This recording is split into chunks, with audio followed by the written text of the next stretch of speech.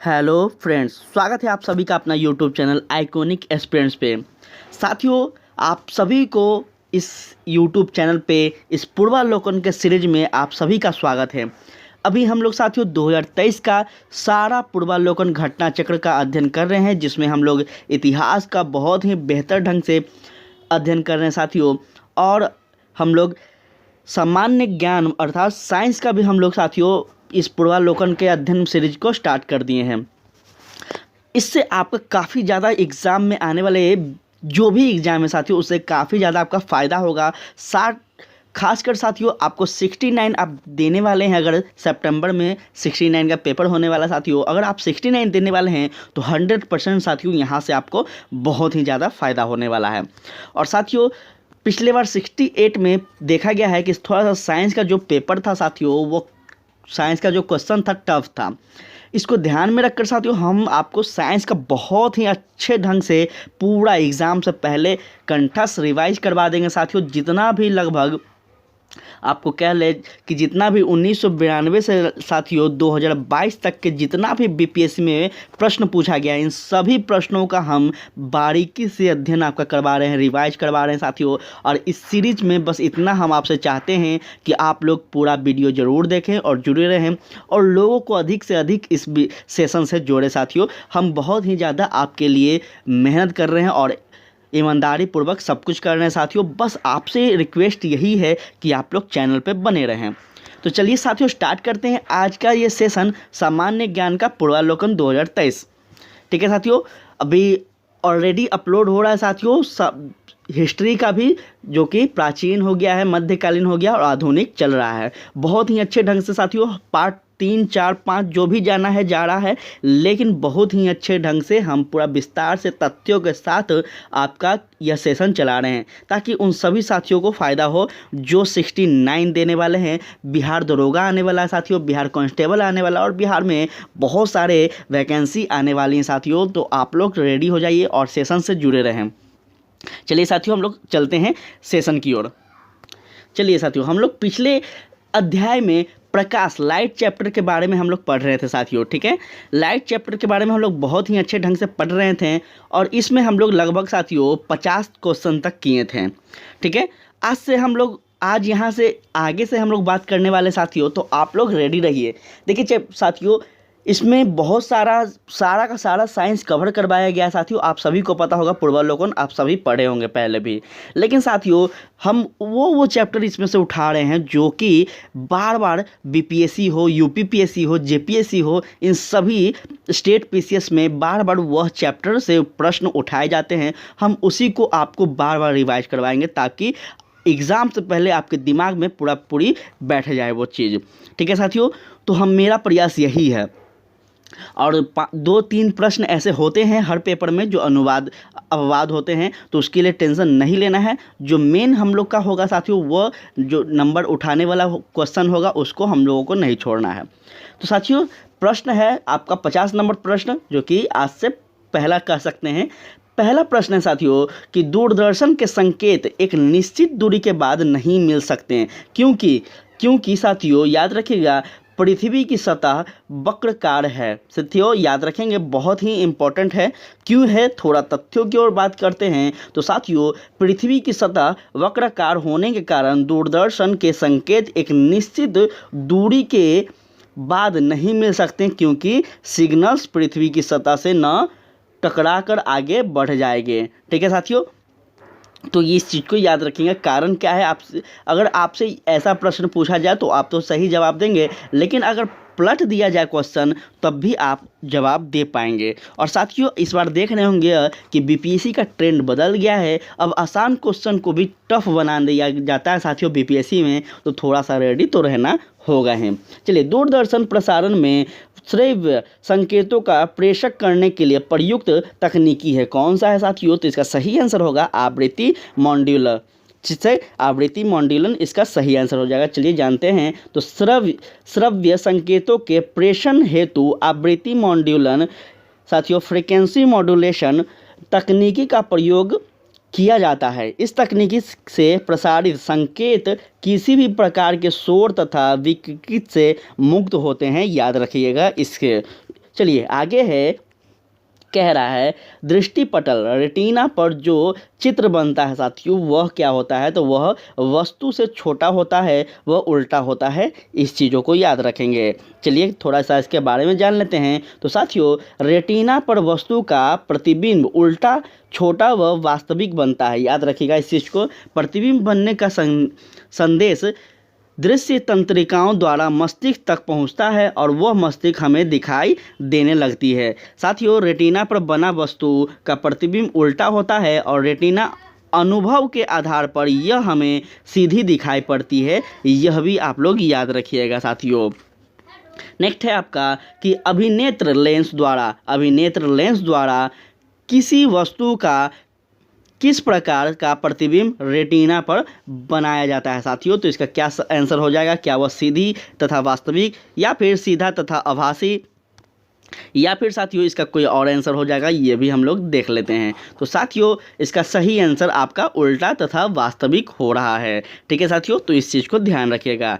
Next प्रश्न है आपका कि क्या मुख्य कारण है कि एक आँख की अपेक्षा दो आँखों का होना अधिक उपयुक्त है। साथियों ये थोड़ा सा क्वेश्चन बहुत ही बेस्ट क्वेश्चन है, तो थोड़ा सा हम लोगों को इस चीज़ के बारे में सोचना चाहिए साथियों कि इस कारण से दूरी व गहराई का एहसास होता है। इसलिए साथियों याद रखिएगा इन चीज़ को। चलिए जानते हैं थोड़ा सा। तो दो आँखों के होने से प्रतिबिंबों की प्राप्ति में क्या होती है साथियों, तो सम्मिलित सटीक होती है तथा गहराई व दूरी का सूक्ष्म अनुपात होता है, यह भी अनुमान होता है साथियों, यह भी याद रखिएगा। साथियों नेक्स्ट है निम्नलिखित में से कौन सा कथन सही नहीं है।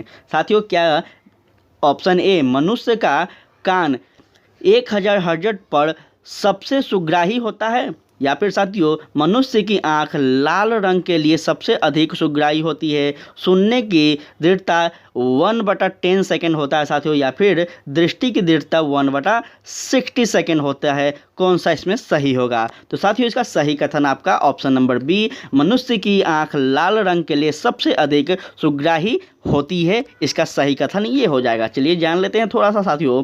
तो ध्यान दीजिएगा यहाँ पे मनुष्य का कान 1000 से 5000 हर्ट्ज की आवृत्ति हेतु सबसे सुगामी होता है साथियों, याद रखिएगा। मनुष्य की आंखें पीले हरे रंग के लिए सबसे सुग्रामी होती है। हमारे कानों द्वारा सुनी गई ध्वनि का प्रभाव हमारे मस्तिष्क में 1 सेकंड के 1/10वें भाग तक बना रहता है साथियों।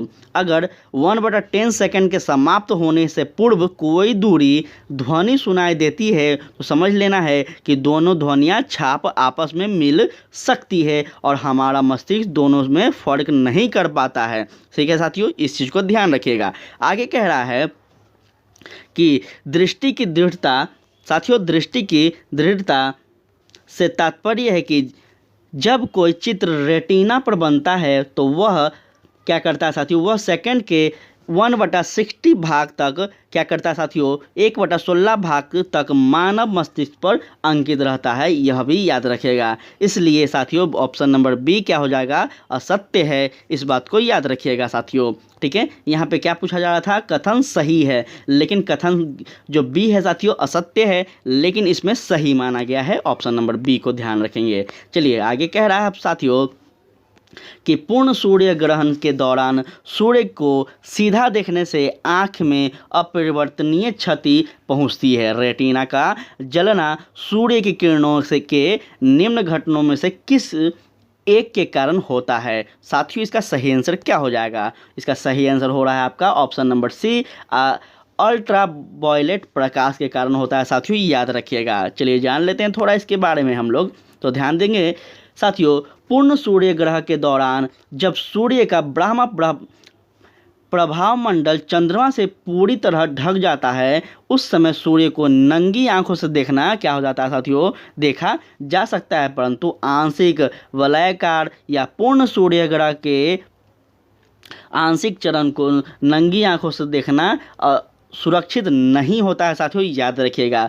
क्योंकि इस दौरान सूर्य से निकलने वाले उच्चतम तरंग दैर्ध्य के पराबैंगनी विकिरण से आंखों को अपरिवर्तनीय क्षति पहुंच सकती है। और साथियों आप लोग बचपन में इस चीज़ को सुने होंगे या फिर देखे होंगे कि जब भी सूर्य ग्रहण लगता था तो लोग बोलते थे, हमारे घरों में बोला जाता था कि ऊपर नहीं देखना वरना तुम अंधे हो जाओगे, तुमको दिखाई नहीं देगा। तो ऐसा ऐसा कथन सुनने को आप सभी को मिलता होगा। तो यही कारण था साथियों, याद रखिएगा इस चीज़ को। चलिए आगे हम लोग बात करते हैं। तो आगे है साथियों प्रश्न नंबर नेक्स्ट है साथियों 57। किसी तारे का रंग दर्शाता है, क्या दर्शाता है? तो उसका ताप दर्शाता है। बहुत इंपॉर्टेंट है। किसी तारे का जो रंग होता है साथियों, उस रंग से हमें क्या दर्शाता है? तो उसका ताप, टेम्परेचर बताता है। याद रखिएगा इस चीज़ को, बहुत इंपॉर्टेंट बातें हैं ये चीज़।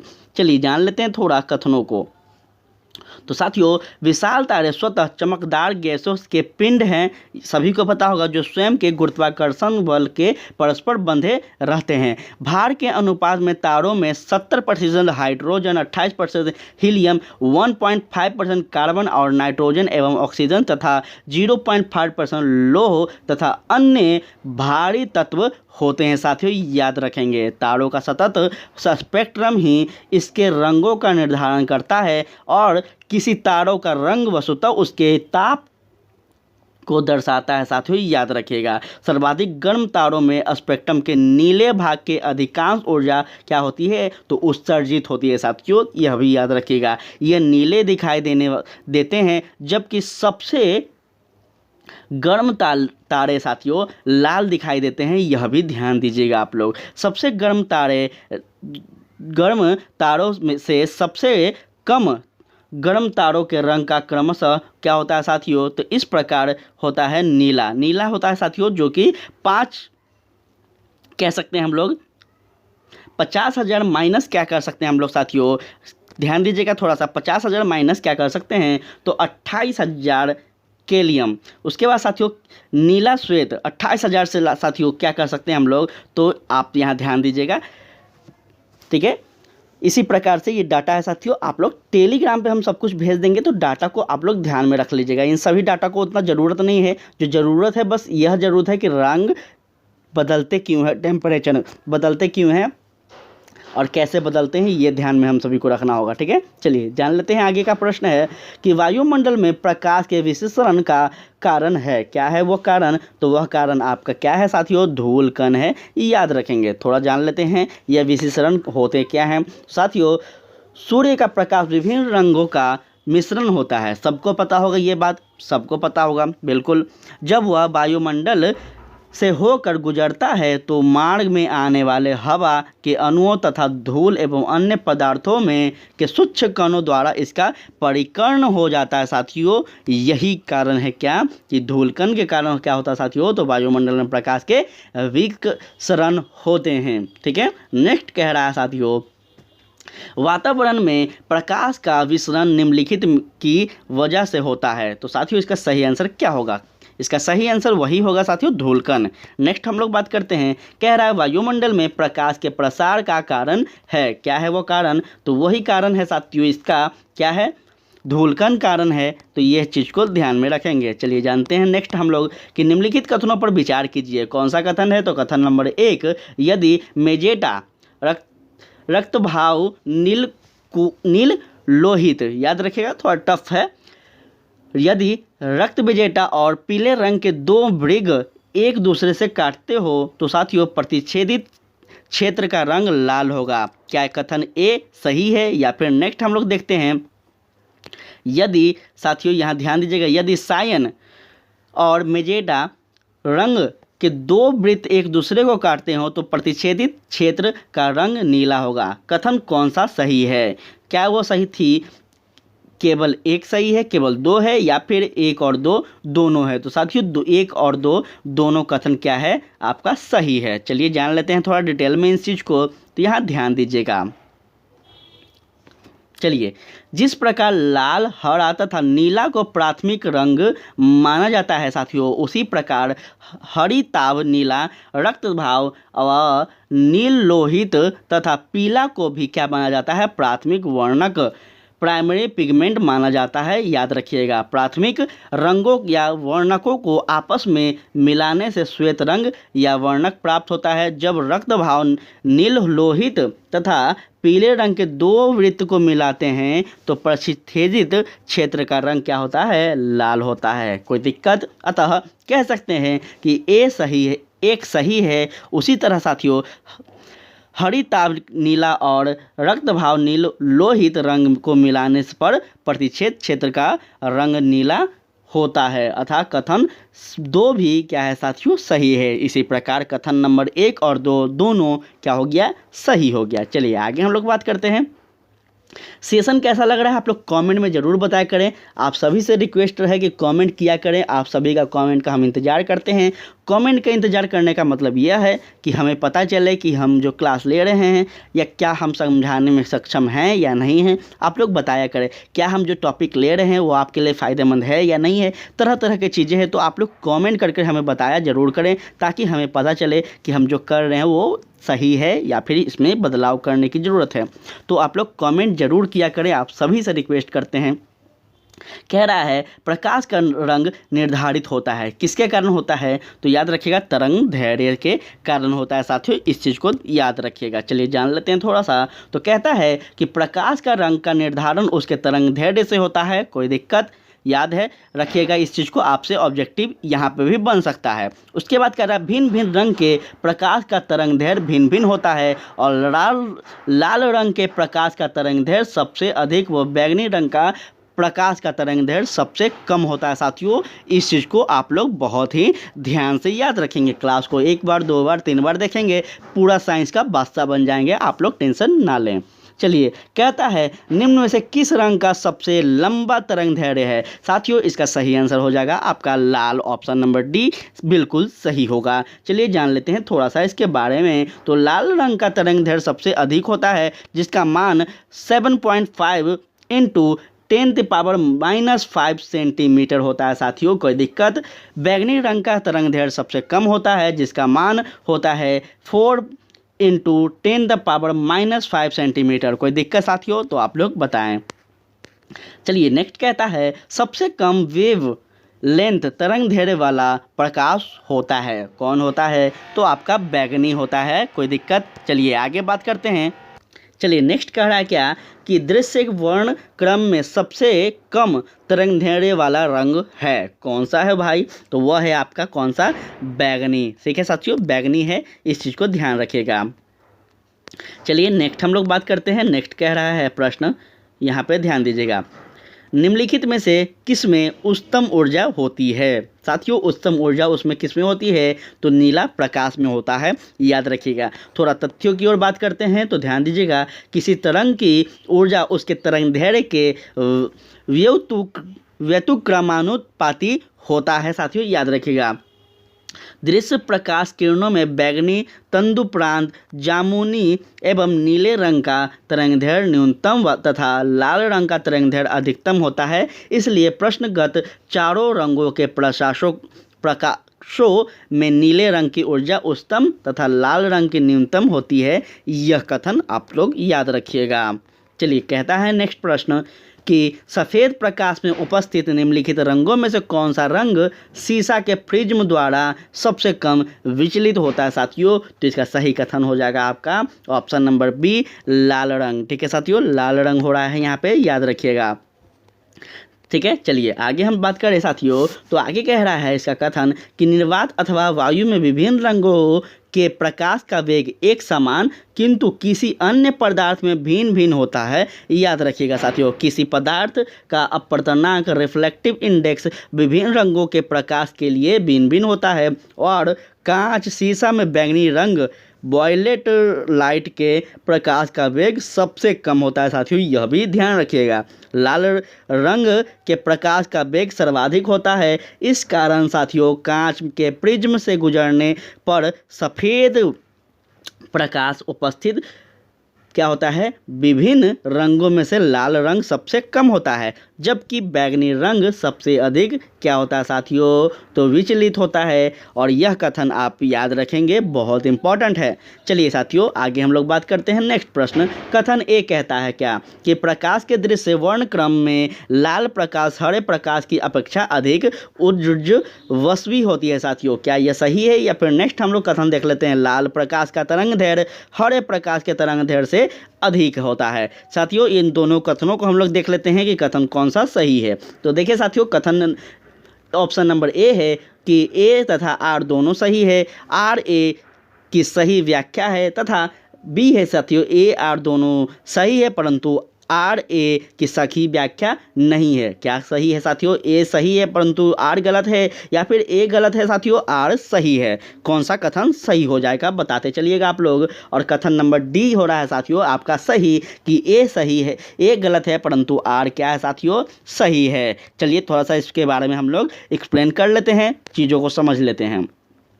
ध्यान दीजिएगा यहाँ पे नंबर 1 कह रहा साथियों कि लाल प्रकाश का तरंग दैर्घ्य 700 nm, ठीक है, नैनोमीटर होता है साथियों। कल के सेशन में भी बताया था आपको nm का मतलब, ठीक है। 700 का सॉरी साथियों, लाल प्रकाश का तरंग दैर्घ्य 700 nm, हरे रंग के तरंग दैर्घ्य 530 nm से अधिक होता है, अतः कारण आर क्या है साथियों? सही है, ठीक है। नेक्स्ट हम लोग बात करते हैं कि प्रकाश के अलग अलग रंगों की ऊर्जा सबसे उसके तरंग दैर्घ्य के व्युत्क्रमानुपाती होती है साथियों, यह भी याद रखना होगा हम सभी को, ठीक है।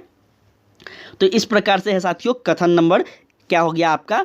कथन नंबर ए गलत है और आर सही है, ठीक है। चलिए नेक्स्ट हम लोग बात करें तो नेक्स्ट क्या कह रहा है यहाँ ध्यान दीजिएगा। नेक्स्ट प्रश्न क्या है, चलिए देखते हैं। नेक्स्ट प्रश्न है हमें क्या कि हमें वास्तविक सूर्योदय से कुछ मिनट पूर्व ही सूर्य दिखाई देने वाला कारण है। क्या है कारण है साथियों? तो यह कारण है प्रकाश का अपवर्तन, ठीक है, प्रकाश का अपवर्तन है साथियों, याद रखिएगा।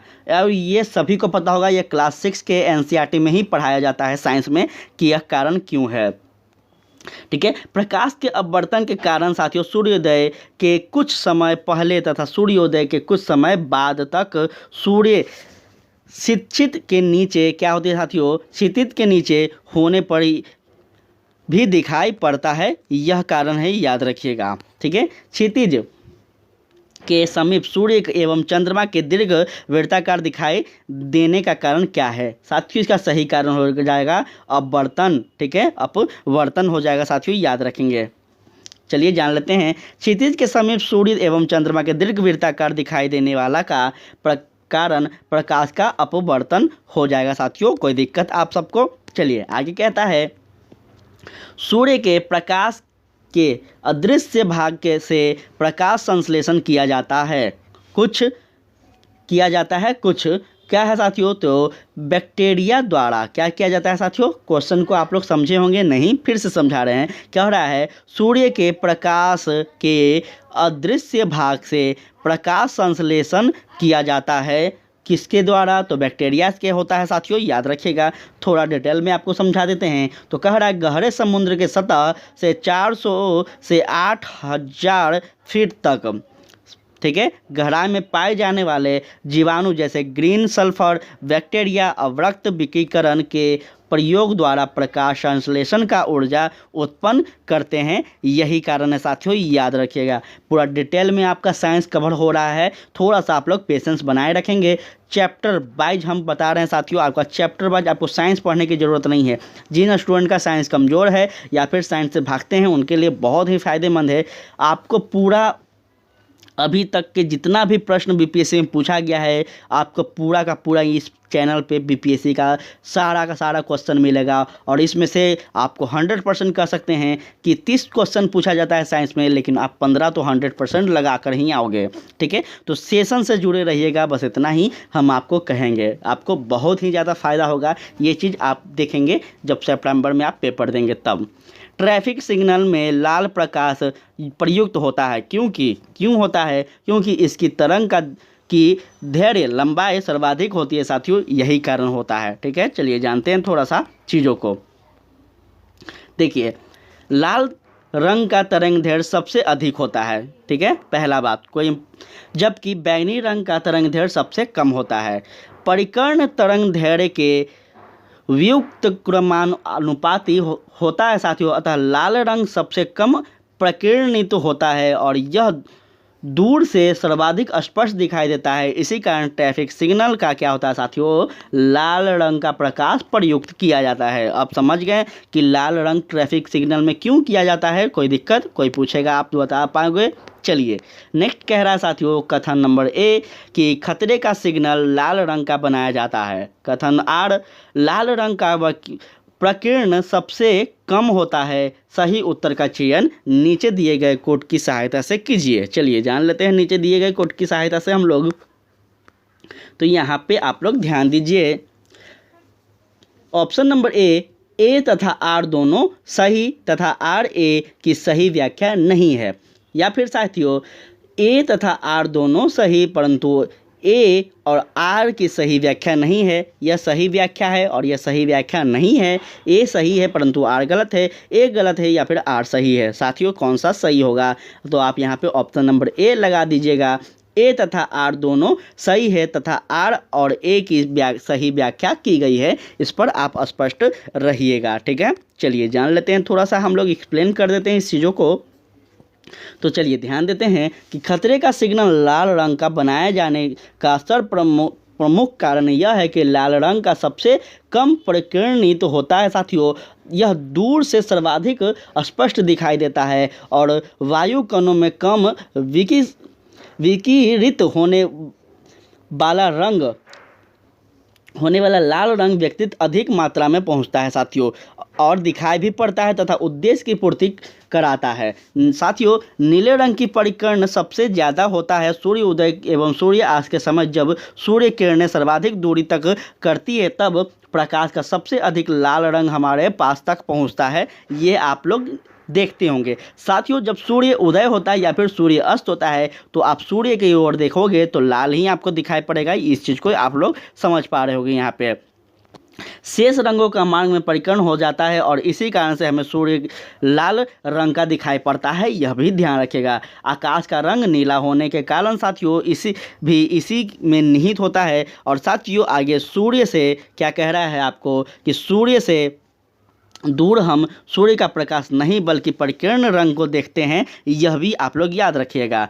ठीक है, परिकर्णित रंग को हम लोग देखते हैं, याद रखिएगा। क्योंकि बैगनी तथा तत्पश्चात जामुनी एवं नीले रंग क्या होता है साथियों का परिकीर्ण सर्वाधिक होता है, इसलिए आकाश में हमें क्या होता है वह नीला दिखाई पड़ता है। कोई दिक्कत, पूरा डिटेल दम जा रहे हैं, पूरा डीप आपको बताया जा रहा है। और साथियों इससे ज़्यादा आपको साइंस में कहीं भी नहीं बताया जाएगा, एकदम बेहतर ढंग से आपको पढ़ाया जा रहा है। चलिए आगे कह रहा है कि आकाश नीला दिखाई पड़ता है। क्यों? क्योंकि इसका क्या होता है, नीले प्रकाश का परिकर्ण सबसे अधिक होता है, इसलिए हमें क्या पड़ता है साथियों, आकाश नीला दिखाई पड़ता है। कोई दिक्कत? चलिए कहता है कि आकाश नीला लगता है। क्यों लगता है भाई? तो आकाश नीला उसी लिए लगता है जिसलिए अभी हम लोग जस्ट इसको सॉल्व किए कि लघु तरंग दीर्घ तरंगों की अपेक्षा वायुमंडल द्वारा अधिक परिकर्ण होती है, इसलिए हमें यह क्या होता है साथियों, आकाश नीला लगता है। कोई दिक्कत? चलिए आगे कह रहा है कि खतरे के संकेत के लिए लाल प्रकाश का प्रयोग किया जाता है क्योंकि इसका परिकर्ण सबसे कम होता है, यह आँखों के लिए आरामदायक होता है। या फिर इसका कोई और कथन हो जाएगा, देख लेते हैं। तो साथियों इसका सही कथन कौन सा हो जाएगा? क्या फिर साथियों इसका सबसे कम रासायनिक प्रभाव होता है या फिर हवा द्वारा इसका अवशोषण सबसे कम होता है? तो साथियों ऑप्शन नंबर ए सही हो रहा है, याद रखिएगा इन चीज़ों को, ऑप्शन नंबर ए सही है इसका।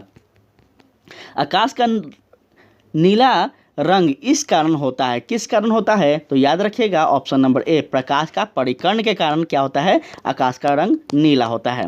आकाश नीला दिखाई देता है प्रकाश के किस कारण से? तो परिकर्ण के कारण से। कोई दिक्कत? बहुत बार ये चीज़ आपको अब दोहरा दिया गया है, अब तो आप बता ही दोगे। चलिए निम्नलिखित कथनों पर विचार कीजिए। आकाश के नीला दिखने का कारण प्रकाश का परिकर्ण है। इंद्रधनुष के 7 रंगों का कारण है प्रकाश का परिकर्ण।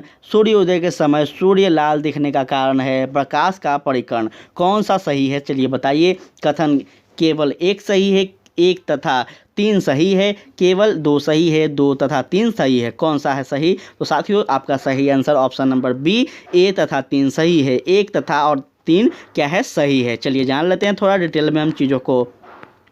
तो देखिए यहाँ पे कह रहा है कि परिकर्ण तरंग दैर्ध्य में क्या है साथियों, व्युत्त क्रमानुपातित होता है और बैगनी तथा एवं नीले रंग तरंग दैर्ध्य कम होता है, अतः इस उनका परिकर्ण अधिक होता है साथियों। इसी कारण आकाश क्या होता है, नीला दिखाई पड़ता है। और सूर्य उदय एवं सूर्य अस्त के समय किरणों को वायुमंडल में अधिक दूरी पार करनी पड़ती है। इसके कारण प्रकाश की छोटी तरंगों का परिकर्ण हो जाता है। केवल लाल रंग ही न्यूनतम परिकर्ण के कारण आगे बढ़ता है। और यही कारण है साथियों कि सूर्य अस्त के समय क्या होता है, सूर्य अस्त के समय हमें क्या होता है साथियों, तो ध्यान दीजिएगा, सूर्य के समय सूर्य का रंग लाल दिखाई पड़ता है। अभी जस्ट हम ऊपर के स्लाइड में आपको इस चीज़ बताए थे, ठीक है। वर्षा के बाद बादलों में पानी की छोटी छोटी बूंदें कर जाती है जो प्रिज्म की भांति व्यवहार करती है, जिसके कारण विक्षेपित होकर रंगों के एक पट्टी बनता है, जिसे इंद्रधनुष भी कहा जाता है, ठीक है। तो इंद्रधनुष क्या होता है समझ गए। इंद्रधनुष जब आता था तो हम लोग उस चीज़ को बचपन में देखते थे, लेकिन अब समझ गए ना आप लोग कि इंद्रधनुष क्या होता है वास्तव में। चलिए आगे है कि सूर्यास्त तथा सूर्योदय के समय सूर्य के लाल रंग का प्रतीत होना का कारण क्या है। तो साथियों यह कारण क्या है, आपका प्रकाश का परिकर्ण है, ठीक है। चलिए नेक्स्ट कहता है आपका, क्या कह रहा है कि अस्त होते समय सूर्य लाल दिखाई देता है। भाई एक ही बात बार बार बोल रहा है, क्यों दिखाई पड़ता है, परिकर्ण के कारण दिखाई पड़ता है। चलिए उसके बाद कह रहा है आपका कि अंतरिक्ष यात्री को आकाश का रंग दिखाई पड़ता है, कैसा बताइए। बहुत इंपॉर्टेंट है ये थोड़ा सा प्रश्न, क्योंकि थोड़ा सा ये तो प्रश्न टफ है, क्योंकि जो अंतरिक्ष में गए होंगे उन्हीं को पता होना चाहिए। तो साथियों इसका सही आंसर हो जाएगा काला दिखाई पड़ता है, याद रखिएगा, ठीक है। सब कुछ उनको क्या पड़ता है, ब्लैक दिखाई पड़ता है। क्यों दिखाई पड़ता है, चलिए जान लेते हैं थोड़ा कथन को। साथियों सूर्य का श्वेत प्रकाश 7 रंगों का मिश्रण है, जो इस प्रकार है, बैगनी, जामुनी, नीला, हरा, पीला, नारंगी व लाल। बैगनी प्रकाश का तरंगदैर्ध्य सबसे कम होता है, जबकि लाल का सबसे अधिक। जब सूर्य का प्रकाश पृथ्वी के वायुमंडल में प्रवेश करता है तो क्या करता है साथियों, वह पृथ्वी के वायुमंडल में स्थित गैस के अणुओं, धूल कणों, पराग कणों आदि से टकराता है। जब प्रकाश किसी कण से टकरा करता है साथियों तो क्या होता है, तो वह उस कण से आर पार निकल जाता है अथवा उसके द्वारा परावर्तित या छितरा दिया जाता है। साथियों याद रखेंगे, सूर्य के प्रकाश का लाल अंश तो बिना अधिक परिकर्ण हुए पृथ्वी तक पहुंच जाता है, पर बैगनी क्या कह रहा साथियों, पर बैगनी, जामुनी एवं नीला प्रकाश क्या होता है, हवा में मौजूद अणुओं आदि के परिकर्णित कर दिया जाता है। हवा के कणों द्वारा प्रकाश के परिकर्ण में परिणाम स्वरूप आकाश हमें नीला दिखाई देता है और अंतरिक्ष में जाकर आकाश को देखने पर साथियों वह काला दिखाई पड़ता है। कोई दिक्कत साथियों, बहुत ही बेहतर ढंग से चीज़ों को समझा दिया जा रहा है आपको। तो आप सब लाइक ज़रूर करें, कमेंट करें और शेयर तो ज़रूर करें साथियों, शेयर करें ताकि उन सभी स्टूडेंट को जिनको इस सेशन का ज़रूरत हो सबको लाभ मिल सके। चलिए कह रहा है कि जब अधिक ऊंचाई पर वायुमान से आकाश को देखा जाता है तो वह दिखाई पड़ता है कैसा। तो साथियों वह दिखाई पड़ेगा काला। और जस्ट अभी अंतरिक्ष की बात की गई है और याद रखिएगा साथियों यह इसका सही कथन हो जाएगा। चलिए आगे हम लोग चलते हैं। तो आगे कह रहा है आपका, ध्यान दीजिएगा यहाँ पे थोड़ा सा प्रश्न है। चलिए, समुद्र नीला प्रतीत होता है, बहुत ही इंपॉर्टेंट है, समुद्र नीला प्रतीत क्यों हो रहा है। अब तो साथियों आकाश के परावर्तन तथा जल के कणों के द्वारा प्रकाश परिकर्ण के कारण क्या हो रहा है, समुद्र हमें नीला प्रतीत होता है। ठीक है, याद रखिएगा साथियों, समुद्र नीला होता है क्यों, यह याद रखिएगा। बचपन में लोग कहते थे कि नीला पानी होता है, लेकिन क्यों होता है चीज़ों को समझ पा रहे हैं अब। चलिए, किसी रंग विकिरण का प्रतिकरण तरंग दैर्ध्य के चतुर्थ घात के व्युत्क्रमानुपाती होता है साथियों, और बैगनी एवं नीले रंग की तरंग दैर्ध्य सबसे कम है। यही कारण है साथियों कि इनका परिकर्ण अधिक होता है और इस परिघटना के फलस्वरूप समुद्र का रंग नीला दिखाई पड़ता है। देखिए साथियों कितना ज़्यादा यह लाइट चैप्टर इम्पॉर्टेंट है, कितना ज़्यादा इम्पॉर्टेंट है, इस चीज़ को आप लोग फील कर पा रहे होंगे। इसीलिए साथियों हम चैप्टर ढूंढ कर आपको पढ़ा रहे हैं ताकि पूरा परेशान ना हो, पूरा बोझ ना हो साइंस का। और जो बेस्ट चैप्टर है, जो स्टेट पीसीएस का फेवरेट चैप्टर है और हमेशा पूछे जाते हैं, हम क्वेश्चन बैंक से उन सभी चीज़ों को मिलाते हैं, फिर आपको हम उस चैप्टर को उठा रहे हैं। तो साथियों थोड़ा मेहनत को समझिएगा, बस यही आपसे रिक्वेस्ट है। चलिए नेक्स्ट है कि हमें घास का रंग हरा दिखाई देता है। क्यों दिखाई देता है? बहुत इम्पोर्टेंट है, क्योंकि यह हरे रंग के प्रकाश को हमारी आँखों पर परावर्तित करती है साथियों। इसलिए हमें वह वस्तु, वह सामान क्या होता है, उसी रंग का दिखाई पड़ता है जिस रंग का वह होता है। चलिए आगे बात करते हैं इसके बारे में। तो कह रहा है कि हरी घास की पत्तियों पर पड़ने वाला प्रकाश के पत्तियों में उपस्थित प्रकाश संश्लेषित वर्ण मुख्यतः लाल, बैंगनी, नीला एवं नारंगी प्रकाश को अवशोषित करते हैं तथा हम हरे रंग के प्रकाश को परावर्तित करते हैं, और इसी को से क्या होता है साथियों, पत्तियां हरे रंग की दिखाई पड़ती है। कोई दिक्कत यहाँ पे आप सबको क्लियर कर रहे हैं पूरा पीढ़ी। चलिए कहता है आपका नेक्स्ट प्रश्न कि प्रसारी विश्व की संकल्पना आधारित है, किस पे है? तो साथियों याद रखेंगे डॉपलर प्रभाव पर। डॉपलर प्रभाव आप सभी पढ़े होंगे। तो साथियों डॉपलर प्रभाव क्लास 11 और 12 के साइंस में पढ़ना होता है, तो आप सबको पता होगा जो साइंस स्ट्रीम से होंगे। चलिए प्रसारी विश्व की संकल्पना डॉपलर प्रभाव पर आधारित है। डॉपलर प्रभाव के कारण आकाशगंगाओं के केंद्र से आने वाला प्रकाश में उच्चतम लाल विचलन यह दर्शाता है साथियों कि वे हमसे दूर की जा रही है, अर्थात हर दिशा में ब्रह्मांड का विस्तार हो रहा है। ठीक है, तो इस चीज़ को याद रखिएगा। चलिए नेक्स्ट कथन कह रहा साथियों आपका क्या, थोड़ा सा यहाँ पे ध्यान दीजिएगा। नेक्स्ट कथन है कि मान लीजिए पृथ्वी के पश्चिमगामी हो रहा है साथियों एक रॉकेट यान की चाल प्रकाश के वेग की 2/10 है। तो रॉकेट यान में स्थित यात्रियों को जान कि जो प्रकाश नीला दिखाई दे रहा है वह पृथ्वी पर स्थित प्रेक्षकों को क्या होगा साथियों, किस रंग का दिखाई देगा? बहुत ही इम्पोर्टेंट प्रश्न है और थोड़ा सा मेरा बोलते बोलते मुंह दर्द कर रहा है, तो थोड़ा सा हम यहाँ पे आपको धीरे सा बोलेंगे, आप लोग कोऑपरेट कर लेंगे। साथियों इसका सही आंसर कौन सा होगा, ध्यान दीजिएगा।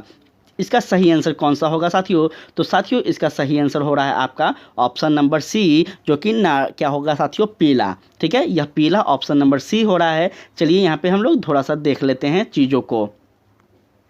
ठीक है साथियों, तो पृथ्वी पर स्थित प्रेक्षक को देखने वाला प्रकाश के रंग को ज्ञात करने के हेतु निम्न सूत्र दिए गए हैं। इन सूत्रों को आप लोग देख लीजिएगा। ठीक है, इन सूत्रों को आप लोग देख लीजिएगा साथियों। मूल तरंग दैर्घ्य है, आभासी तरंग दैर्घ्य है, रॉकेट का वेग है, और इन सभी को मिलाकर साथियों इस प्रकार से बनाया गया है। तो यह फॉर्मूला थोड़ा सा आप लोग देख लीजिएगा। फॉर्मूला में आप यही देखना है, बस ये नहीं देखना है। ठीक है, इस चीज़ को नहीं देखना है।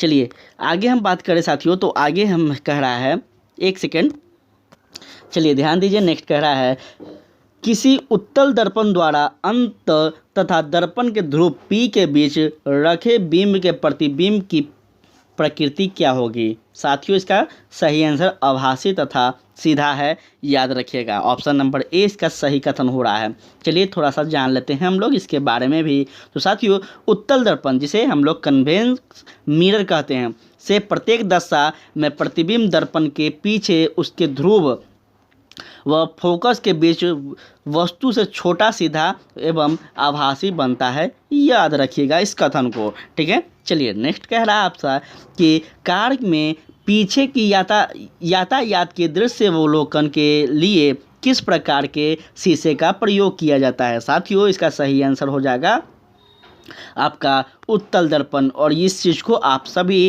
क्लास 9, 10, 11, 12 सब में भर के पढ़े होंगे साथियों, तो इस चीज़ को ध्यान में रखिएगा।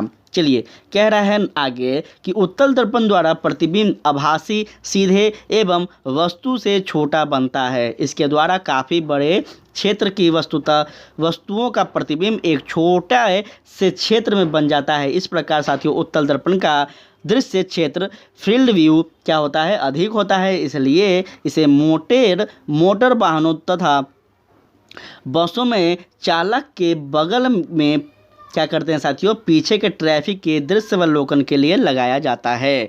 ठीक है, कारण को समझ गए क्यों लगाया जाता है, तो इस चीज़ को आप एक्सप्लेन कर पाओगे।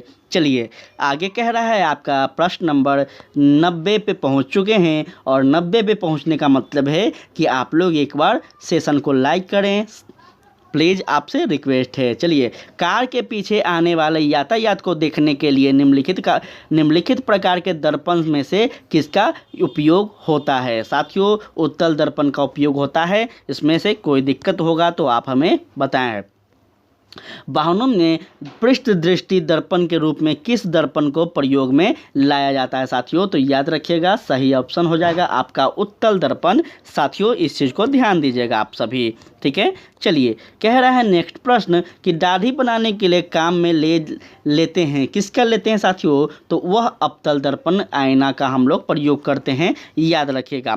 ठीक है, फेस देखने के लिए कौन सा शीशे का प्रयोग करते हैं, तो अवतल दर्पण का। कोई दिक्कत, चलिए अवतल दर्पण का गोलाकार दर्पण है। ठीक है, अवतल दर्पण क्या है, गोलाकार दर्पण है, जिसके उभरते हुए तल पर पॉलिश हुई पोती तथा अंदर का तल परावर्तक होता है। ठीक है, आप देखोगे कि जो आईना हम लोग फेस देखते हैं उसके पीछे जब आप पलट कर देखोगे तो उसमें पेंट किया हुआ रहता है साथियों। ठीक है, इस चीज़ को आप लोग देखे होंगे, यही यहाँ पे बताया जा रहा है। इसके द्वारा प्रतिबिंब दर्पण के सामने बड़ा बनता है, इसलिए इस दर्पण का प्रयोग दाढ़ी तथा बाल बनाने के वाले शीशे के रूप में किया जाता है। ठीक है साथियों, तो याद रखिएगा इन चीज़ों को, बहुत इंपॉर्टेंट है। आज का यह सेशन आप लोग काफ़ी चीज़ों को जान पाए होंगे और काफ़ी चीज़ आप लोग पहले से भी जानते होंगे, इसमें कोई डाउट नहीं है।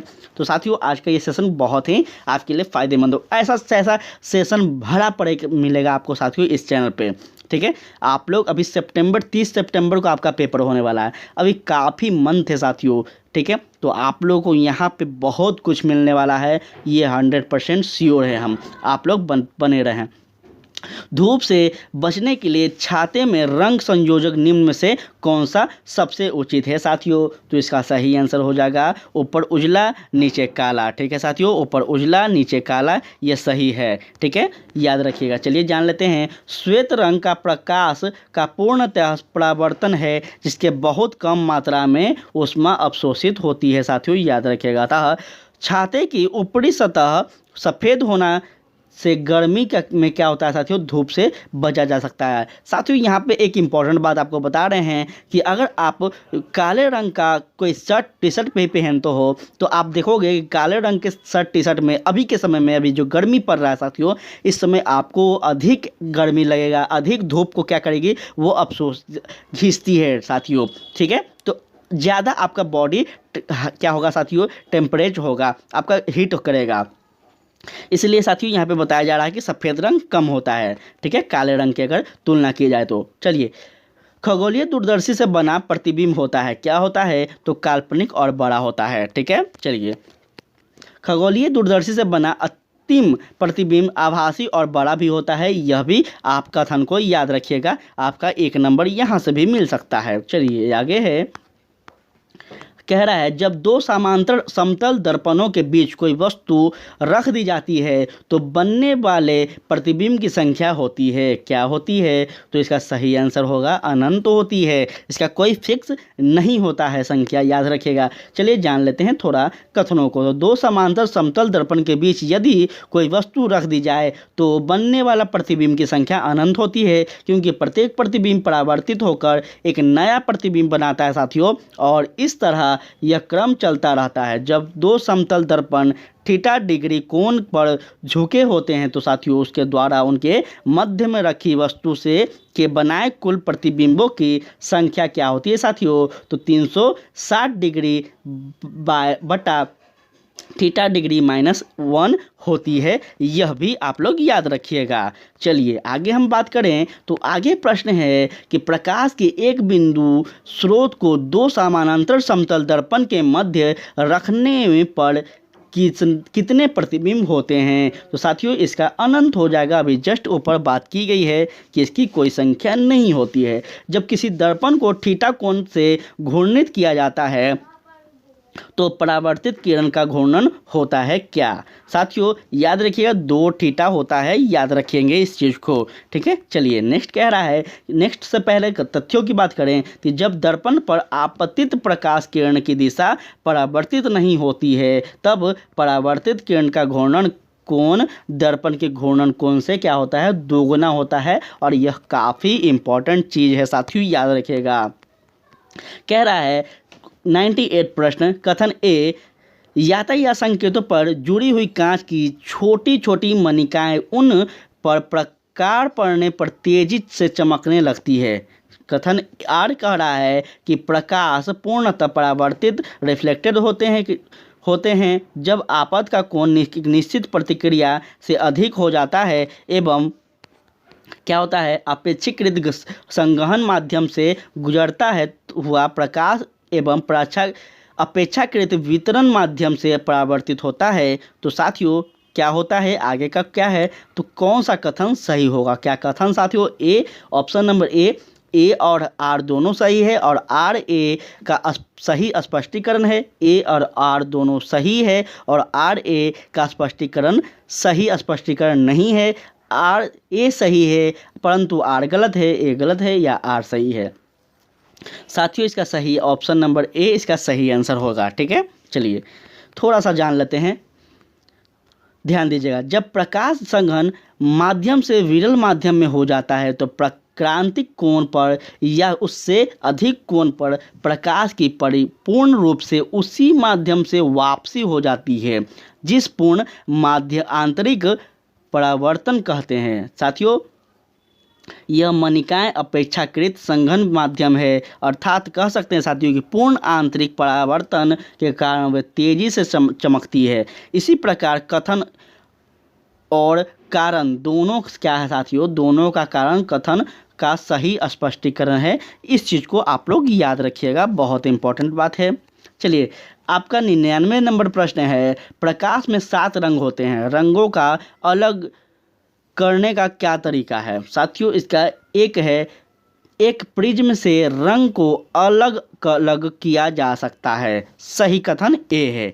थोड़ा सा इसको डिटेल में बात करते हैं तो एक प्रिज्म से रंग को अलग अलग किया जा सकता है तथा श्वेत प्रकाश 7 रंगों से मिलने से बनता है। प्रिज्म से होकर गुजरने पर अलग अलग तरंगदैर्घ्य के कारण से 7 रंग का प्रकाश अलग अलग होकर वर्णभट्ट हो जाता है। साथियों वर्णपट बन जाते हैं, इस चीज़ को याद रखिएगा। और इस क्लास का अंतिम आपका यह प्रश्न है साथियों, जो कि इंद्रधनुष के रंग का सही क्रम क्या है। साथियों इंद्रधनुष के रंग का सही क्रम क्या है बताइए। क्या साथियों नीला, हरा और पीला इसका सही क्रम है, ठीक है। चलिए थोड़ा सा डिटेल में इसको जान लेते हैं साथियों। तो परावर्तन पूर्ण आंतरिक परावर्तन तथा अपवर्तन द्वारा वर्ण विक्षेपण का सबसे अच्छा उदाहरण आकाश में वर्षा के बाद दिखाई देने वाला इंद्रधनुष है, ठीक है। इंद्रधनुष में दृश्य रंगों का क्रम इस प्रकार है साथियों, बैगनी, जामुनी, नीला, हरा, पीला, नारंगी और साथियों अंतिम में लाल, ठीक है। तो यह था साथियों आपका पूरा प्रकाश का सारा डिटेल। अभी बहुत सारा प्रकाश में क्वेश्चन और भी है साथियों, तो और मुझे दूसरा क्लास अभी लेना है आपका, अभी चैनल पे अभी दूसरा क्लास अपलोड करना है साथियों। तो अभी थोड़ा सा प्रेशर है, थोड़ा करके हम लोग धीरे धीरे करके हम लोग सब चीज़ों को पढ़ेंगे, एक ही बार कर लेने से कोई फ़ायदा नहीं है। तो साथियों आज के लिए इतना ही रहने देते हैं, कल फिर हम लोग आएंगे, आगे का क्वेश्चन को हम लोग सॉल्व करेंगे, ठीक है। आप सभी को कैसा लग रहा है वीडियो ज़रूर बताएं, अगर अच्छा लग रहा हो तो ज़रूर बताएं, ख़राब लग रहा हो वो भी बताएं ताकि हम यहाँ तक स्टॉप कर दें, ठीक है। अगर बुरा लग रहा हो तो स्टॉप कर देंगे, अच्छा लग रहा हो तो सेशन को आगे बढ़ाते रहेंगे और आपके लिए बेहतर से बेहतर कंटेंट मार्केट से लाकर आपको यहाँ पर करवाते रहेंगे, ठीक है। तो आप लोग चीज़ों को ज़रूर बताएं ताकि हमें पता चले कि हमारे जो साथी लोग हैं उनको कैसा लग रहा है मेरे द्वारा यह पहल। ठीक है साथियों, तो ज़रूर आप लोग बताएं, आप सभी से रिक्वेस्ट है। और हाँ साथियों, आप लोग सेशन को शेयर ज़रूर करें, जो भी पार्टनर है, जो भी साथी हैं, शेयर करें ताकि सभी को यह क्या बोल साथी है, यह जानकारी मिल जाए कि अब बीपीएससी में मार्क्स लाना आसान है, टफ नहीं है। ठीक है, तो यही याद रखिएगा साथियों। और टेलीग्राम को जरूर ज्वाइन कर लीजिए, लिंक डिस्क्रिप्शन में है, आप लोग वहाँ पे पीडीएफ सारे इन्फॉर्मेशन पाते रहेंगे। ठीक है साथियों, आज के लिए इतना ही। जय हिंद, जय भारत।